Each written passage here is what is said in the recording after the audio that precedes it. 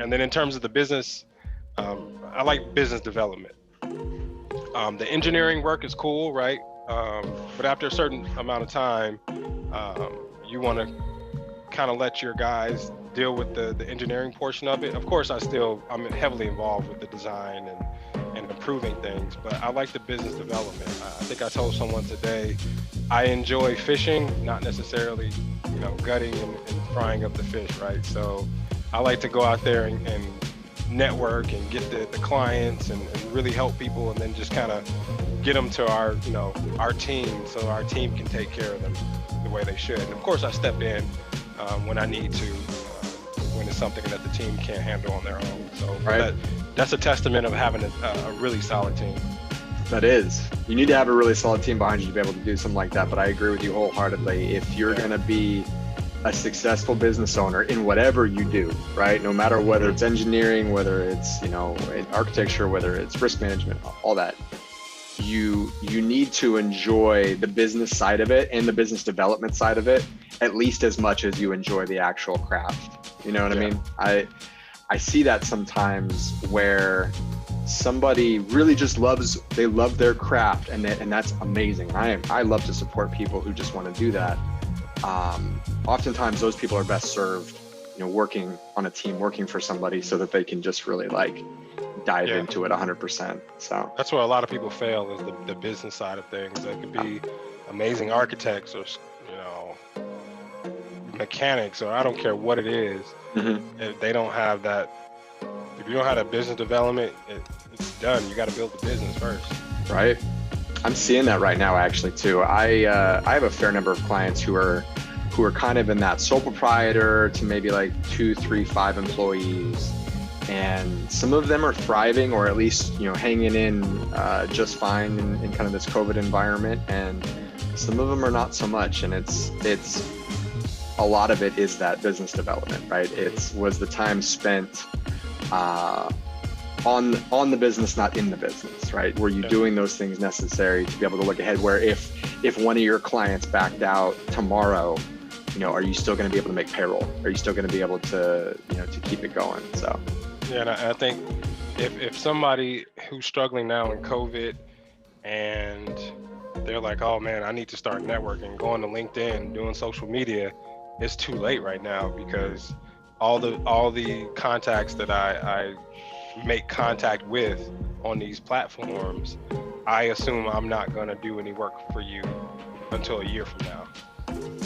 So you have to constantly be constantly fill that pipeline with contacts, and hopefully within a year you'll be able to assist them with what they need. Sometimes it's 2 years.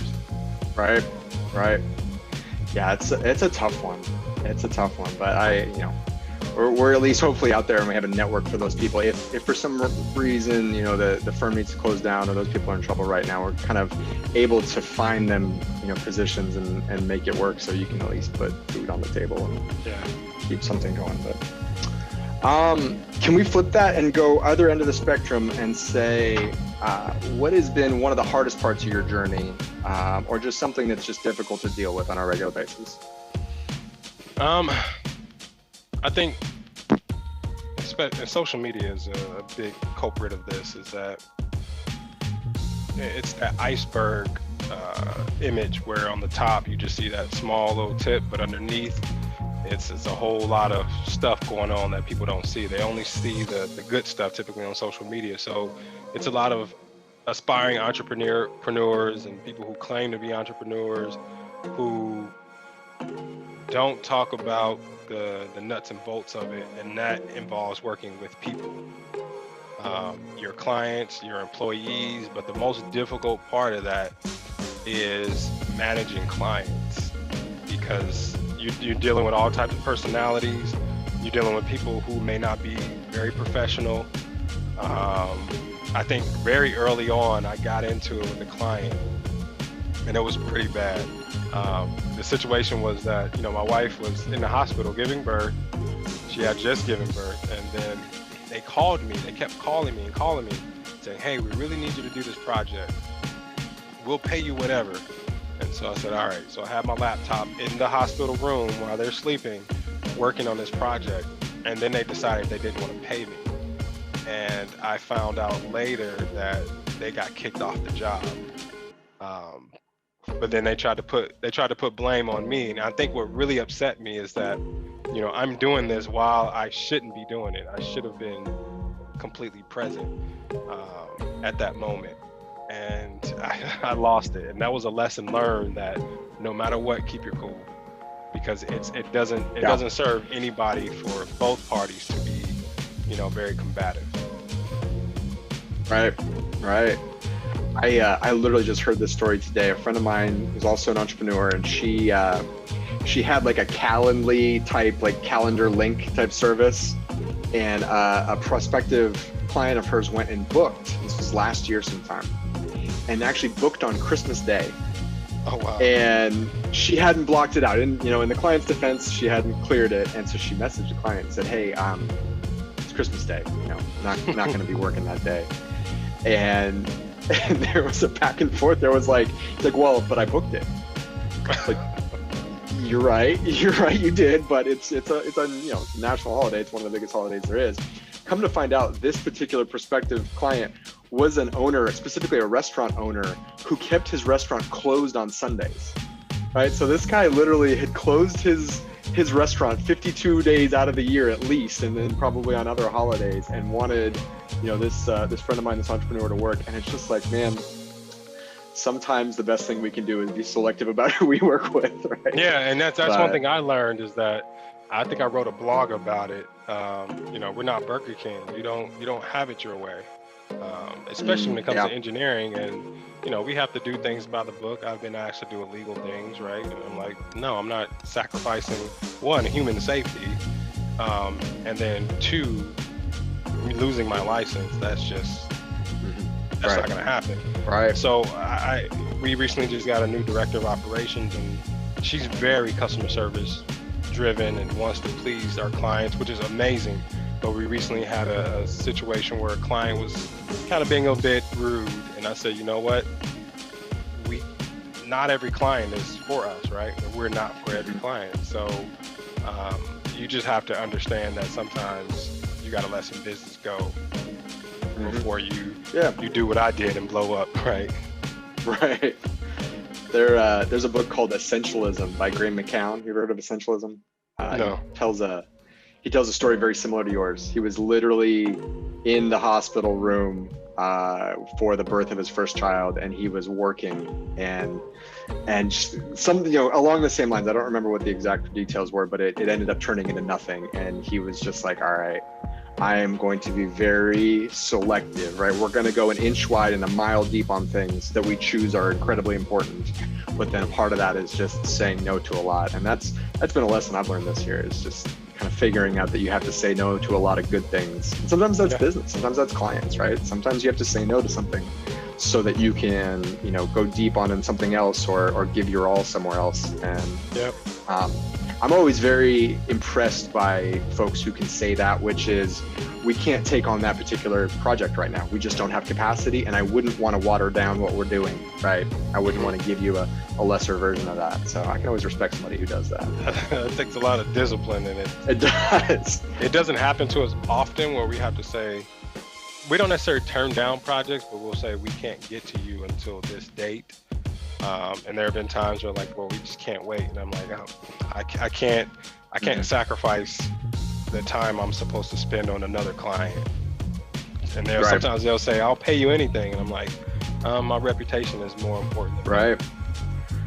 Yeah, you want to avoid kind of that contractor stigma of taking on all these projects and then not being able to, you know, disperse resources in the way. My first 2 jobs were in construction as a laborer, and I remember being sent to this project over here, and then we spent this one time over there, and then something broke, and it's like, okay, well, you know, we'll get to that eventually. And it was like, ooh, man, but broken. Like, we need to deal with that. So, awesome.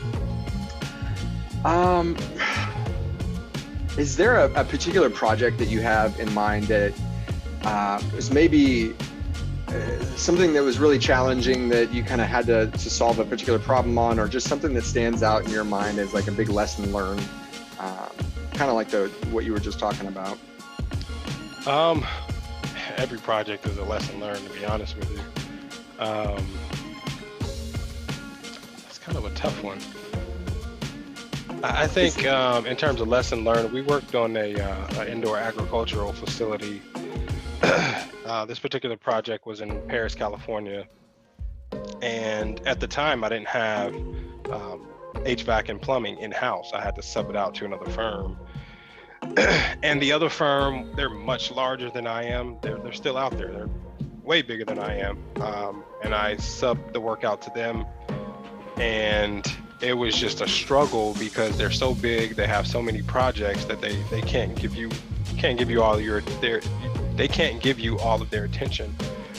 So the project suffered, and in the process, it made me look bad, right? So I had to take a step back and say, all right, I have to be more in control. In order to do that, I have to have my own resources. So that really taught me that you try not to sub as much as you possibly can. You try to either train your employees to do certain tasks, or you go out and get the right resources. And quite often that can be expensive, but it works out in the long run. Right. That's a good lesson. It's an important lesson. So as far as leadership, is there anybody that stands out in your mind as kind of a leader, either somebody that you looked up to and admired that maybe influenced whether or not you ended up becoming an engineer, or even somebody who's a peer, or even a friendly competitor, or somebody like that stands out in your mind as far as kind of leadership, whether thought leadership or otherwise in engineering and the construction field?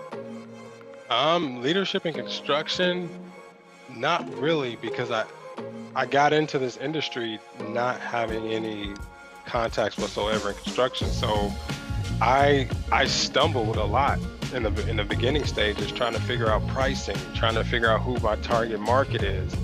I didn't have anybody to ask because most of those individuals who I know in engineering, they work for somebody else. Mm-hmm. So I didn't have an entrepreneur to go to.